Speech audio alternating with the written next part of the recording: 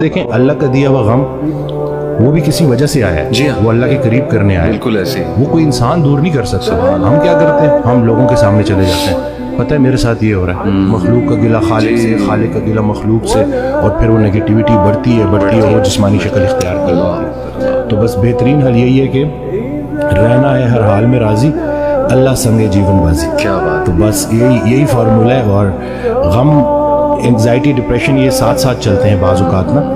تو ڈپریشن بھی اگر اس کو ہم ایب نارمل سیڈنس بول دیں تو ایب نارمل سیڈنس یہی ہے کہ اللہ کی مرضی اور اپنی مرضی میں جو فرق کا نام ہے وہ غم ہے. مصروف ہونا اچھی بات ہے، لیکن دیکھیں کہ آپ کی مصروفیت آپ کو اللہ کی طرف لے جا رہی ہے یا کہیں اللہ سے دور تو نہیں لے جا رہی. اس کو تو دیکھیں نا. صحیح بات. رات کو سونے سے پہلے ذرا دیکھا کریں کہ پورا دن کیسے گزارا.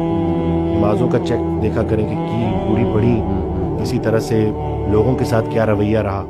کسی نے دو چار باتیں بری کر دی تو برداشت کر لی.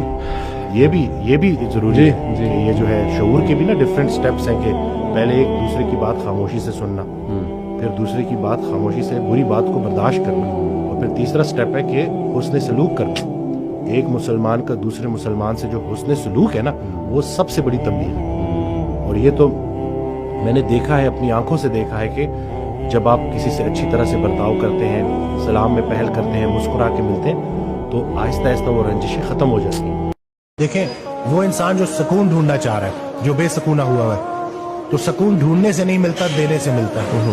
اپنے ارد گرد نا شخص تلاش کریں جس کو آپ کو لگے کہ اس کو آپ مدد کر سکتے ہیں.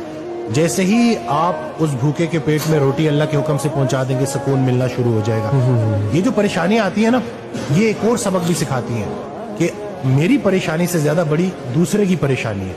آپ کے اندر احساس پیدا کرتی ہیں. اللہ تعالیٰ نے قرآن میں کہا کہ تمہارے دل پتھر کیسے ہو گئے، میں نے تو پہاڑوں میں سے بھی پانی جاری کر دیا، تو تمہارے دل پتھر کیسے ہو گئے. تو یہ جو پریشانیاں آتی ہیں نا، یہ آپ کو جگانے کے لیے آتی ہیں کہ آس پاس دیکھو کہ کہیں جس تکلیف سے تم گزر رہے ہو، کہیں دوسرا تو اس سے یا اس سے زیادہ بڑی تکلیف سے نہیں گزر رہا. زندگی جتنی سادہ ہوگی خیال اتنا بلند ہوگا. کمپیریزن نے انسان کا سکون تباہ کر دیا.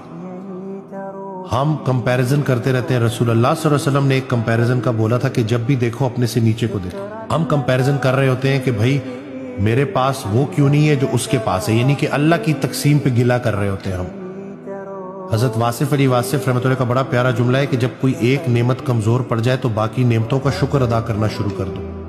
تھوڑی نعمتیں ہیں جو اللہ نے دی ہیں. کائنات کے نور کا دوسرا نام آپ کی آنکھیں ہیں. اپنی آنکھوں کا شکر ادا کرو. اس کائنات میں جتنی نعمتیں ہیں، جتنی رانائیاں ہیں، آپ کے وجود کے دم سے ہیں. اپنے ہونے کا شکر ادا کرو. اور یہ جو ایک بات انہوں نے سمجھائی کہ غریب بھی سخی ہو سکتا ہے.